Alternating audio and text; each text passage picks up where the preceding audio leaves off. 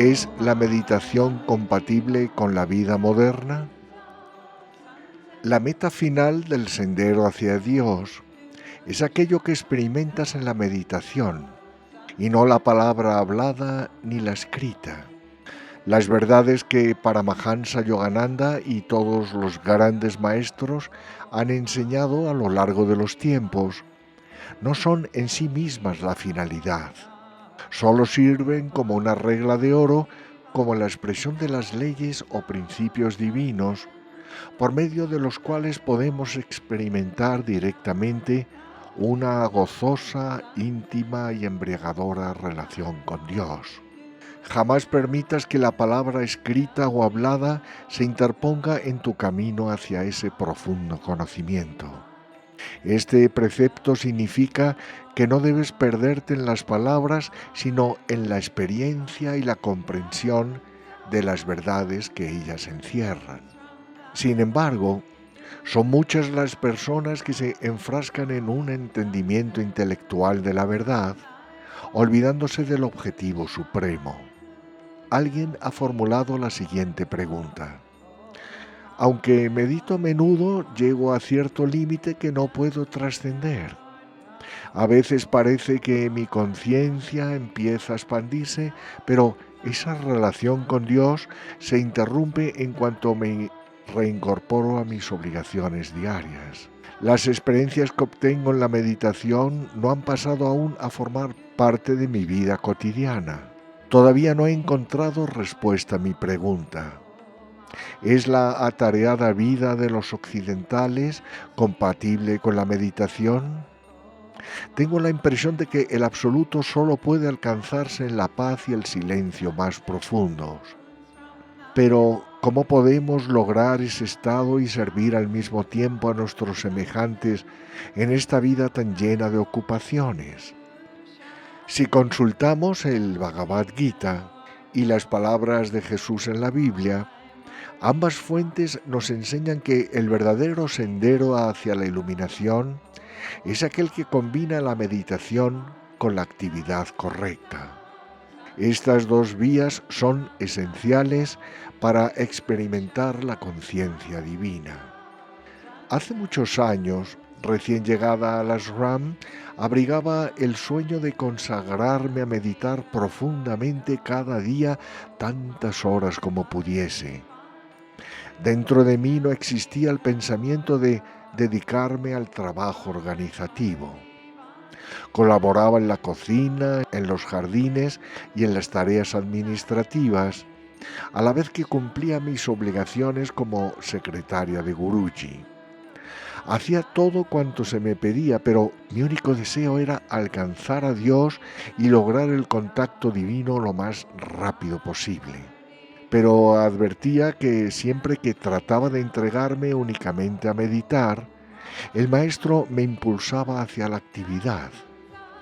Durante mucho tiempo me sentí confundida por esta situación, hasta que un día él me dijo: debes comprender lo siguiente. Buscar a Dios significa también servirle en la humanidad. No podrás permanecer totalmente absorta en la divina conciencia del Señor hasta que hayas aprendido a equilibrar en tu vida la meditación y la actividad correcta. Este consejo de Guruji no solo estaba dirigido a aquellos que residíamos en ashrams, sino a todo el mundo. Para convertirnos en individuos equilibrados es esencial aplicar esta verdad. Cuando pienso en equilibrio, siempre lo relaciono con el único ser humano que he conocido en mi vida, que a mi juicio era absoluta y perfectamente equilibrado. Me refiero al Maestro. Cuando él estaba por completo inmerso en el Señor, también se hallaba dedicado por entero a servir de forma desinteresada a la obra de Dios. Este es mi ideal. ¿Cómo podemos alcanzar ese estado? Siguiendo el modelo que el Maestro nos dejó. Él a menudo nos recordaba lo siguiente, aludiendo a los devotos de todos los senderos religiosos. Así como antes de comenzar su jornada, el miembro de la Iglesia de la Ciencia Cristiana estudia en Ciencia y Salud, su escritura sagrada, la lección que corresponde a ese día, o el católico asiste a la misa cada mañana, de manera similar, quien sigue fielmente las enseñanzas de Self-Realization destina a diario un cierto tiempo, por la mañana y por la noche, para permanecer a solas en profunda meditación.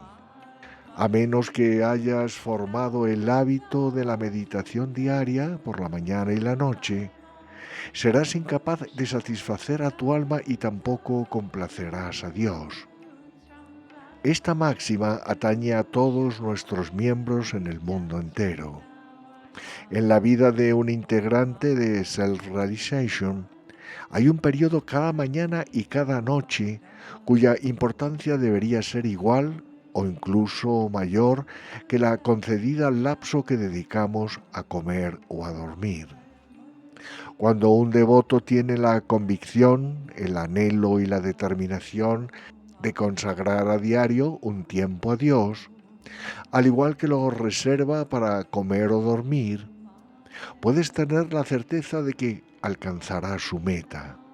Lamentablemente, hemos creado numerosísimos hábitos, tanto en esta vida como en muchas anteriores, que nos impulsan a apartarnos de esta responsabilidad, de esta obligación divina. Pero no existe razón válida para decir que no has tenido la oportunidad de buscar a Dios profundamente en la meditación.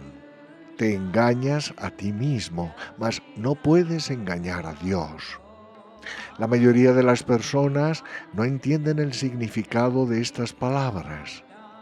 Sé fiel a tu propia alma y tan seguro como que la noche sigue el día, no podrás actuar con falsedad ante ser humano alguno.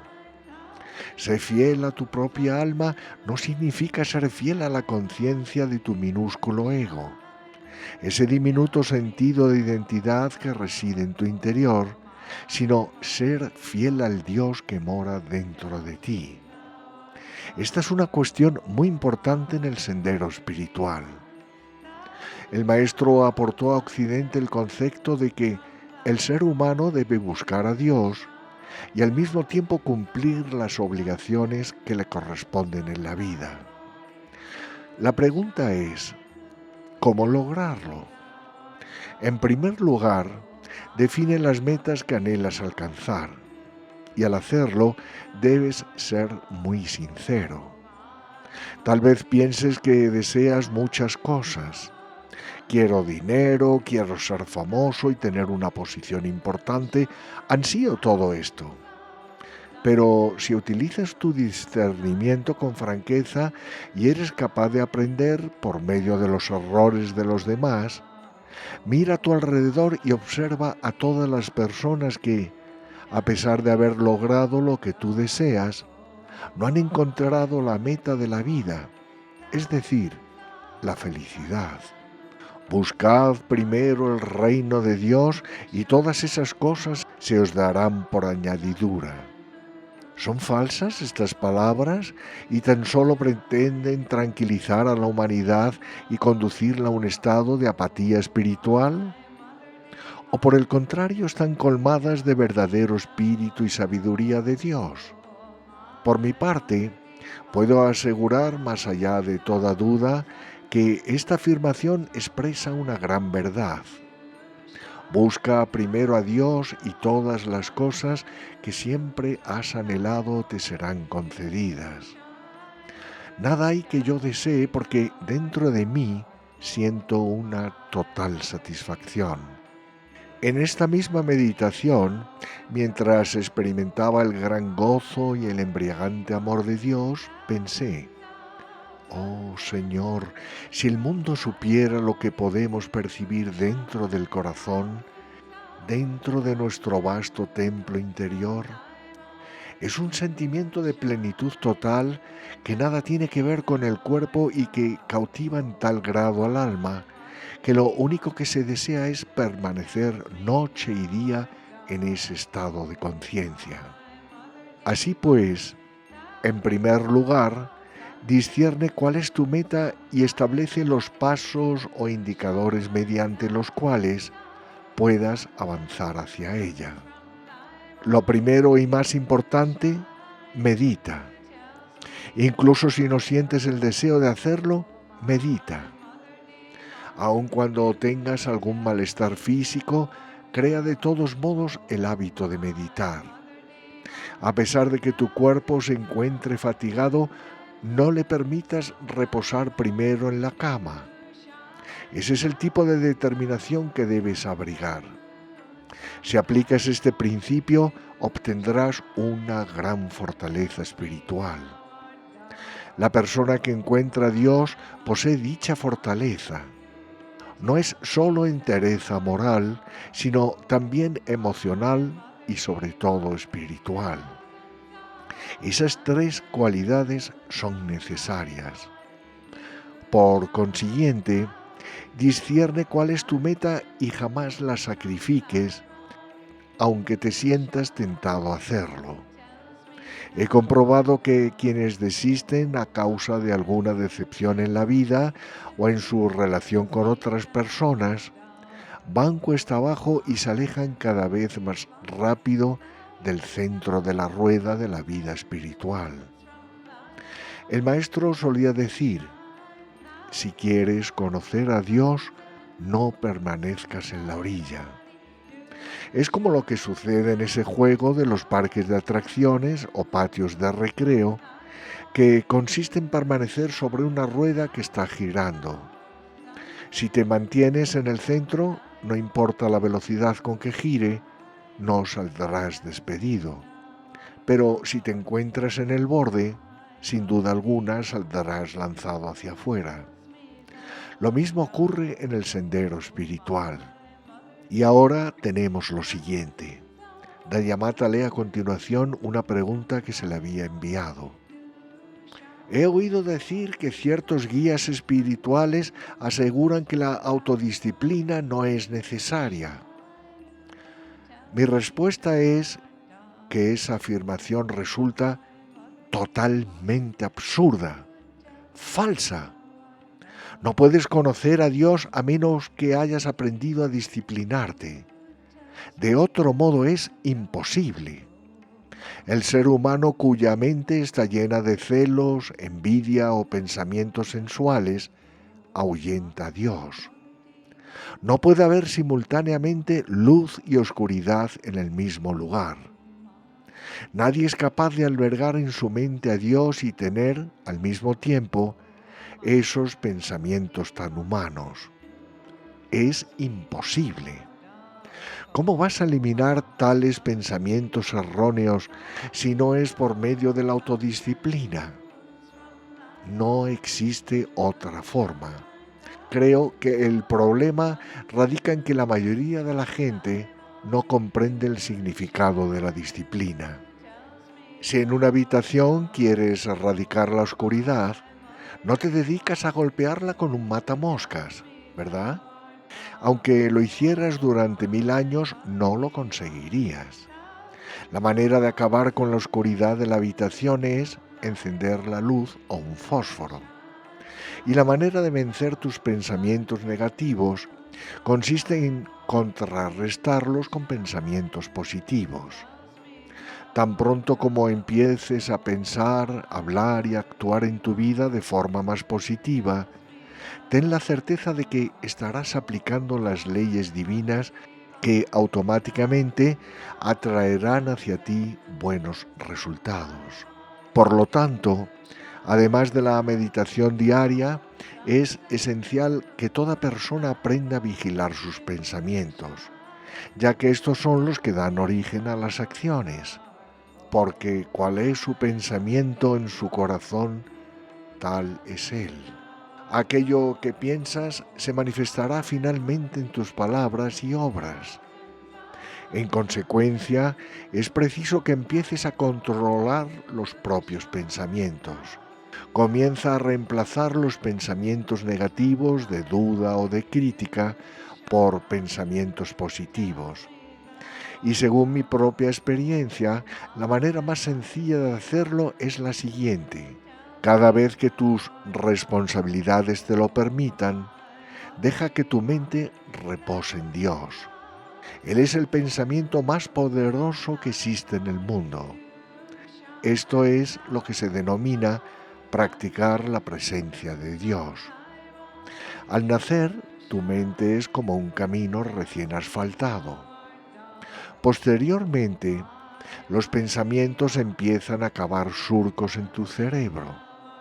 Si albergas un pensamiento en particular, sobre todo si es negativo o destructivo, y te concentras en él una y otra vez sin que nadie te entrene ni discipline para apartarlo de tu mente, comprobarás, conforme te hagas mayor, que te has convertido en un prisionero de dicho pensamiento y eres incapaz de liberarte. Por lo tanto, en el sendero espiritual, si quieres conocer a Dios, es importante empezar a crear nuevos surcos en tu cerebro, nuevos surcos de pensamientos positivos y devoción hacia Dios. Ya sea que te dediques a la enseñanza o que tu campo de actividad sean las matemáticas, o que impartas conferencias o que cocines para tu familia como ama de casa, o que realices cualquier otro tipo de trabajo, en todo momento graba este sencillo surco en tu mente. Mi Dios, mi Dios, mi Dios, mi Dios. Pero no afirmes este pensamiento de manera distraída. Yo siempre repito en mi interior, Señor, enséñame cómo agradarte. Solo quiero vivir en este mundo para complacerte. Este pensamiento me produce un gozo tan embriagador que no puedo concebir la vida de otra forma. Es algo maravilloso, pues cada vez que repites su nombre, compruebas que una renovada corriente de gozo y amor irrumpe en tu corazón y en tu conciencia. Practica la presencia de Dios y medita. Es así como aprendemos a vivir felices en el mundo entre nuestros semejantes. No es preciso mostrar tus sentimientos a todos. Guruji nos decía que es un gran error el hablarle a los demás sobre nuestra vida espiritual, pues apenas lo hacemos, perdemos una parte de nuestra fuerza interior. Tal vez ya te haya ocurrido que tuvieras una experiencia maravillosa y que en cuanto se la relataste a alguien de pronto sentiste, «Oh, he perdido algo». Se produjo una intromisión de la conciencia de otra persona en algo que era sagrado para ti. Por eso Guruji siempre aconsejaba a los devotos, no hablen de sus experiencias divinas. El caso es diferente si nos encontramos en un satsanga como este, y tal comunicación sirve de ayuda para todos. Pero no te sientas en la necesidad de contar tus experiencias a los demás. La mejor manera de ejercer influencia sobre ellos consiste en elevar el nivel espiritual de nuestra vida, así como de nuestros actos y pensamientos. Volvamos a la pregunta anterior.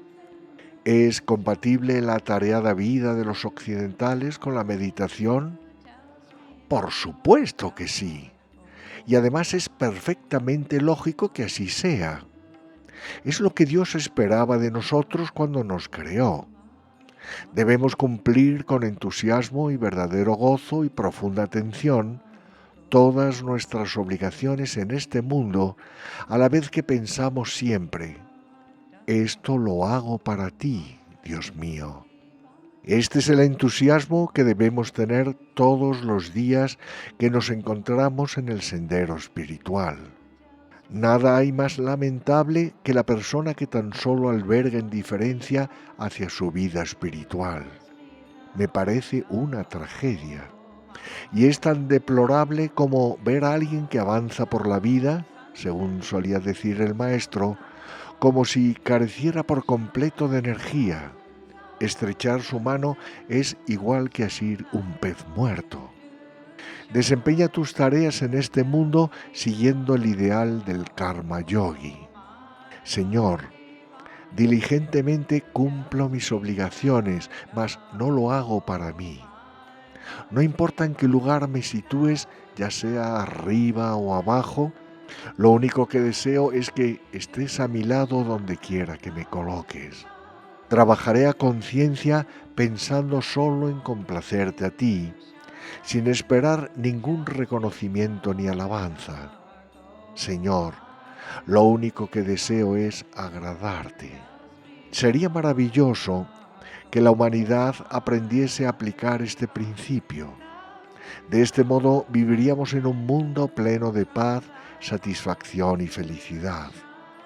Si aspiramos a tener paz algún día, hemos de aplicar dicho principio en esta civilización. Tenemos que empezar a disfrutar nuestro trabajo. Quien se va al parque a dormir y carece de responsabilidades y no se preocupa por nadie, dista mucho de ser el ideal que debamos seguir. Hemos pasado de un extremo al otro. Es necesario que aprendamos a conducirnos como seres humanos responsables. Esto es lo que Dios espera de nosotros. Ser responsable significa expresar lo que realmente somos, expresar todas aquellas cualidades que tienen relación con el alma. Cuando comenzamos a comportarnos de esta manera, vivimos en el mundo de acuerdo con los planes de Dios y realizamos todos nuestros actos con la mente puesta en Él.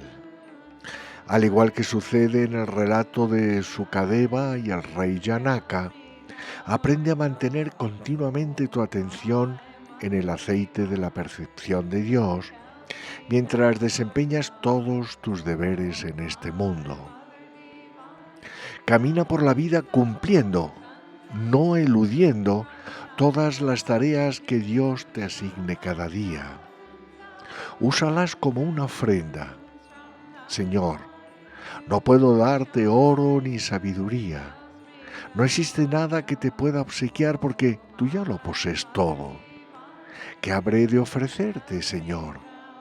Te puedo brindar mi humilde servicio cada día de mi vida. Donde quiera que me sea posible sembrar las semillas de la buena voluntad, donde pueda ser un pacificador, hablar constructivamente o hacer algún bien, no lo haré por mi propia conveniencia, sino para servirte a ti. Una de las principales habilidades que debemos cultivar en esta vida es la de tener una relación armoniosa con los demás y evitar conflictos. Recuerdo las primeras veces que estuve con el maestro, que poseía una admirable capacidad para hacer sentirse cómodas a las personas que se acercaban a él. Era como si siempre te hubiese conocido, como si pudieras abrirle tu corazón desde el primer momento. Tenía la capacidad de proyectar la esencia de lo que él era, la personificación de las cualidades divinas de amistad, amor y buena voluntad. Debemos aprender a comportarnos en este mundo de tal manera que no ofendamos a los demás innecesariamente. ¿Has observado cómo actúa aquel que siempre está resentido?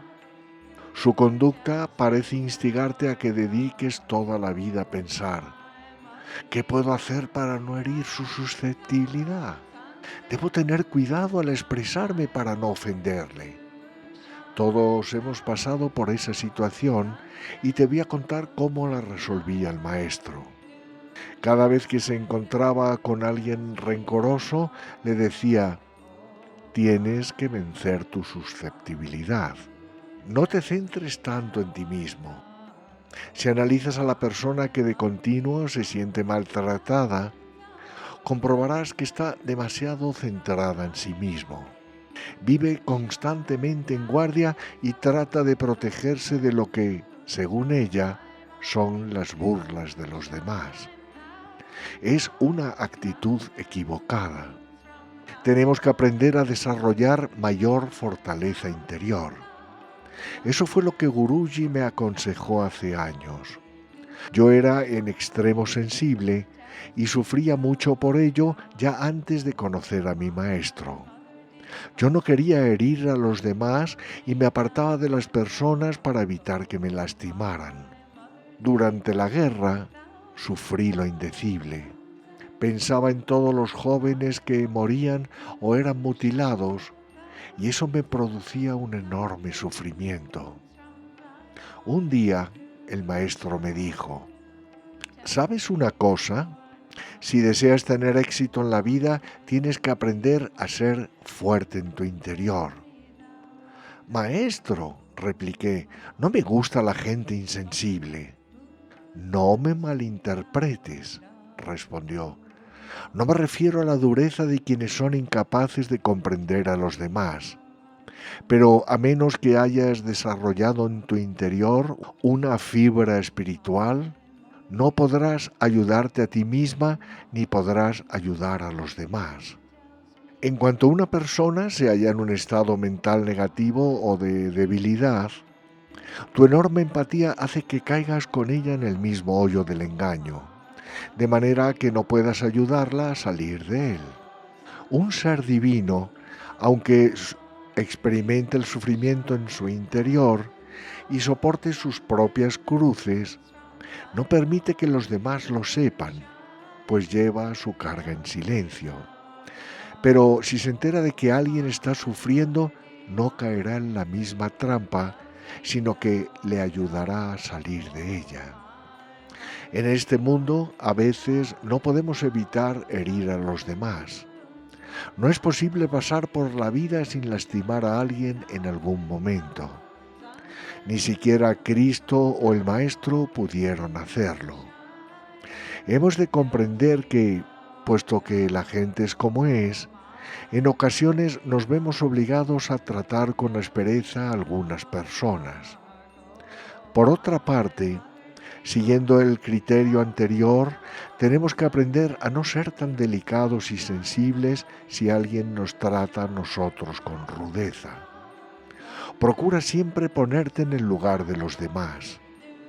Esfuérzate por comprender cualquier situación desde el punto de vista de ellos y nunca te tomes las cosas de manera personal.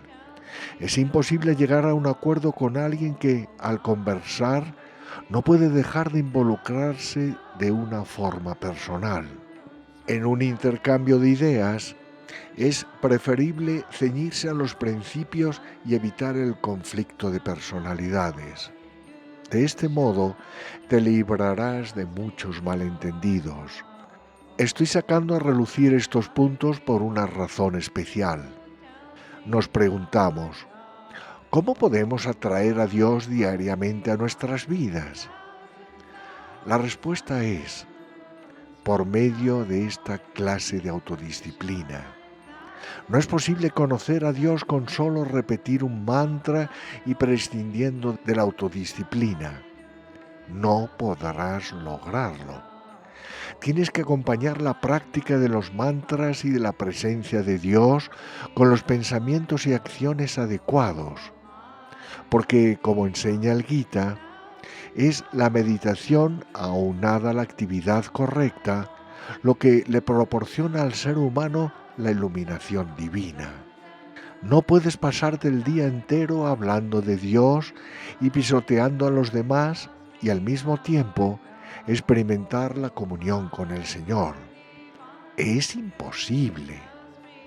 Si las relaciones con los seres humanos no fuesen necesarias para nuestro crecimiento, Dios nos habría situado a cada uno en nuestro pequeño mundo donde no pudiéramos hacer otra cosa que pensar en Él todo el día. Pero el Señor sabía que ese no era el medio para volver a unirnos con Él. Así que tomó a millones de seres humanos, dotados de diferentes personalidades, características y tendencias, y los arrojó a esta tierra, por así decirlo, colocándolos en diferentes entornos. Les dijo entonces, ahora aprended a llevaros bien los unos con los otros. Y este imperativo no solo atañe a los devotos que viven en ashrams, sino a todo el mundo. La actividad correcta implica aprender a comportarse apropiadamente con el prójimo, y para ello se requiere autodisciplina, que es la verdadera base de la vida espiritual. El ser humano está hecho a imagen de Dios, pero a menos que aprenda cómo liberar esa imagen divina de la jaula de su cuerpo y de la jaula invisible formada por los estados de ánimo, los hábitos y las emociones, será incapaz de conocer a Dios. La única manera de escapar de ambas jaulas, la visible y la invisible, en la que se encuentra atrapada el alma, es por medio de la autodisciplina. El verdadero significado de la palabra Swami alude a aquel que posee dominio de sí mismo. Si deseas conocer a Dios, debes aprender autodominio. Debes aprender a liberar tu alma aprisionada por los grilletes de la carne, de las emociones y de los hábitos. De esa manera, conocerás tu verdadera naturaleza y sabrás que estás hecho a imagen de Dios. Podrás caminar por este mundo como un alma libre y llevarás a cabo todas tus obligaciones con más entusiasmo que el ser humano común, que solo cumple sus deberes con el fin de obtener fama o riqueza. El hombre divino está siempre preparado y bien dispuesto para entregarse por entero al servicio de Dios y al mismo tiempo a meditar en Él, porque ambas actividades son necesarias.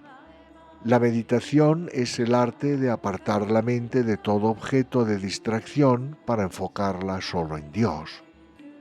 Existen diferentes formas de meditar. Una de ellas es la que practica el místico cristiano. Otra es la que practica el místico hindú, el yogi. En todas las grandes religiones del mundo existe alguna forma de meditación. Lo que enseñamos en Self-Realization Fellowship y en lo que creemos es que todos los senderos conducen a Dios. Sin algún sistema de meditación no es posible conocer a Dios. Sin embargo, esta por sí sola no es suficiente. Además de meditar, debemos aprender a controlar nuestros pensamientos. Cuando te sientas tentado a pensar mal de los demás o a devolver el golpe que recibes o tengas el deseo de herir a alguien con tus palabras, en ese instante debes recurrir a la autodisciplina afirmando: eso no lo haré. Y no lo harás por una sencilla razón, porque sabes que apenas le permitas a esos pensamientos malignos entrar en tu conciencia, te abandonará la luz divina y se apoderará de ti la oscuridad. Con frecuencia he pensado en este principio para aplicarlo en mi propia vida. En muchas ocasiones, a lo largo de sus primeros años en el ashram, hubo circunstancias en que Dayamata se sintió lastimada. Entonces solía decirle a la Madre Divina: ¿ves? Soy muy egoísta. No consentiré que ningún pensamiento oscuro de resentimiento u odio entre en mi corazón, porque he comprobado que, cuando así ocurre, tú te alejas, y no voy a permitir que te vayas. Por eso, Madre Divina, si necesito que alguien me defienda en este mundo, a ti te corresponde pelear por mí. Mi obligación es pensar en ti. Preocúpate por mí si lo deseas, pero mi único interés eres tú.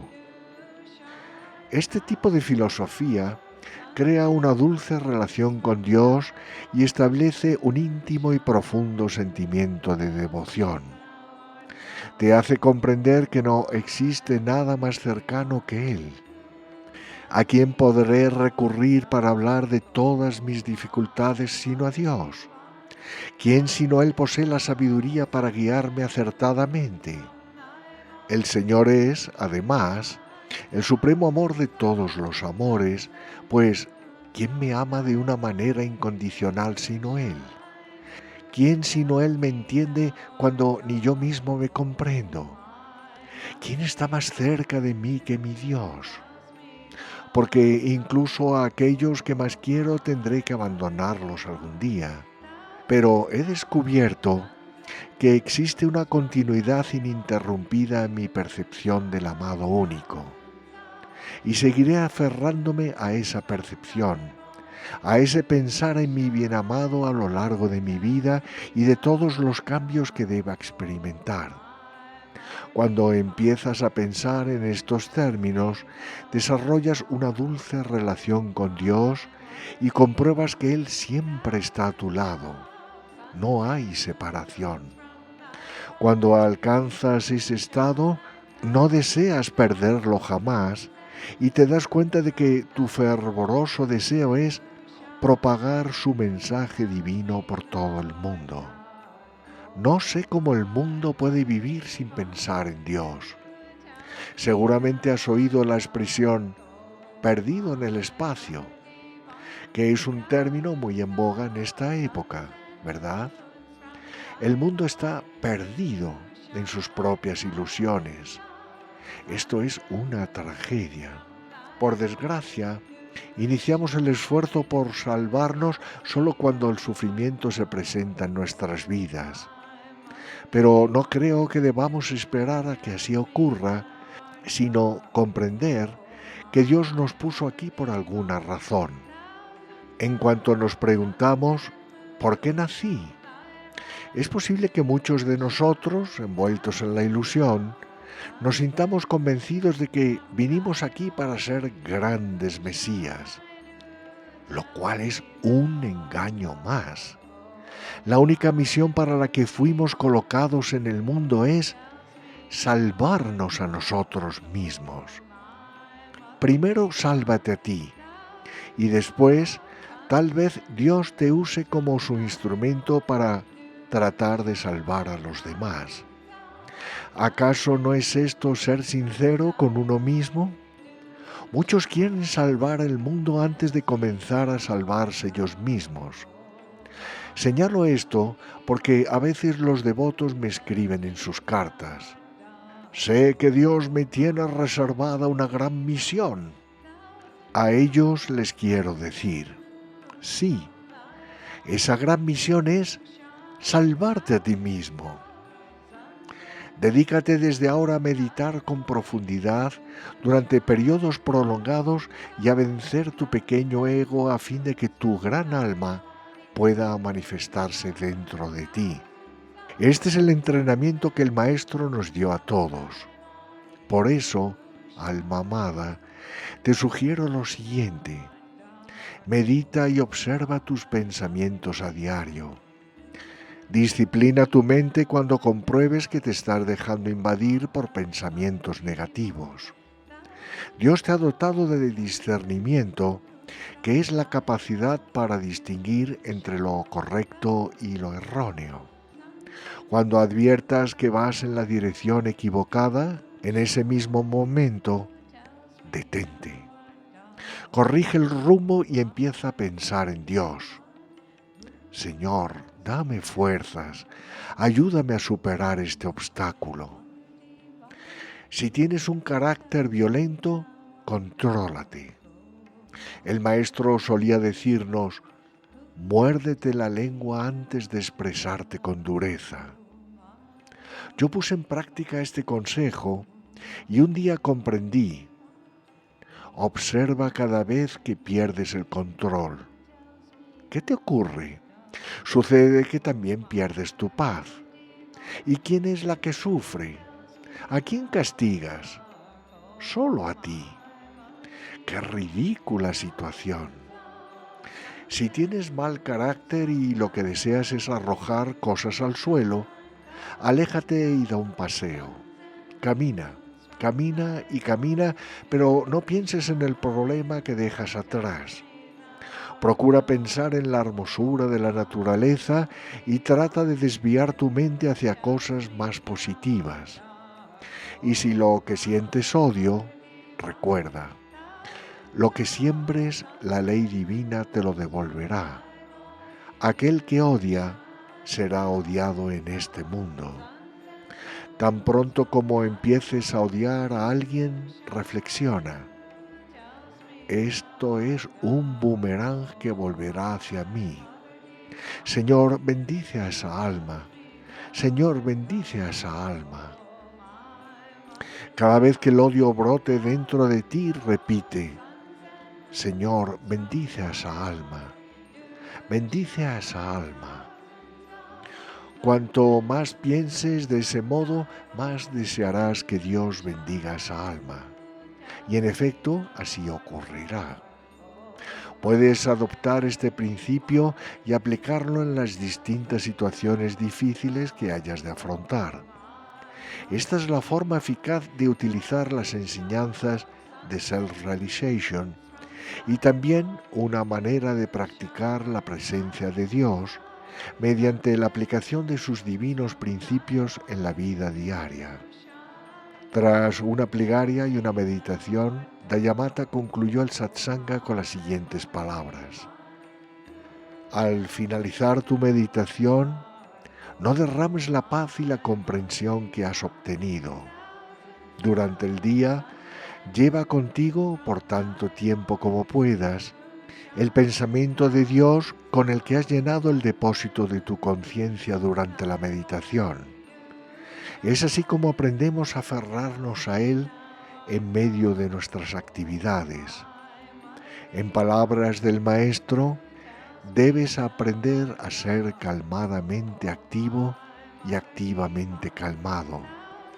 Un príncipe de la paz que dirige el reino de la actividad sentado en el trono del equilibrio.